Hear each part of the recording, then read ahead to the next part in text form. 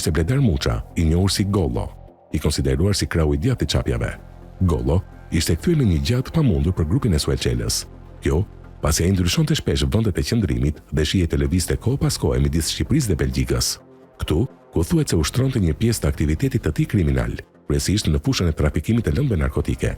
Gollo, siç e thërrisin të gjithë, i shpëtoi ndjekjes së drejtësisë, por jo ndjekjes së grupit të Suelçelës, të cilët ishin të gatshëm në vitin 2020 ta vrisnin edhe në Belgjikë aty ku qëndronte.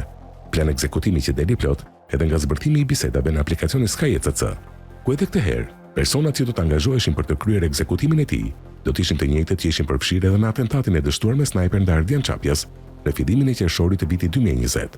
Por ndryshe nga atentatet e mëparshme, të radhë, vrasja planifikohet të kryhet në Belgjikë.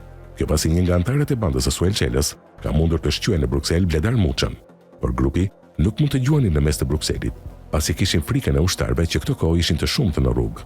Kjo për shkak të masave Covid, të cilët sipas tyre nëse nxjerrin armët, mund t'i merrnin për terroristë dhe mund t'i qellonin. Bisedat për ekzekutimin e Bledar Muçës vazhdojnë edhe në muajin qershor pas dështimit për ekzekutimin e Ardian Çapjas, ku Suelçela e quan më të rëndësishme për të eliminimin e Bledar Muçës se sa vetë Florenc Çapjas, që e thrasin lepri.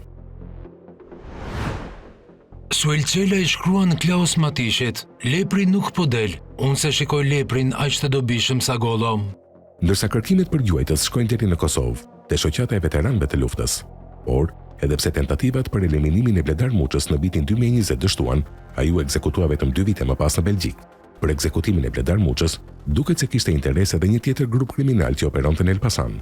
Ai drejtuar nga vëllezërit Franz dhe Hajdar Çopja, organizata e të cilëve u godit nga SPAK verën e 2024-s.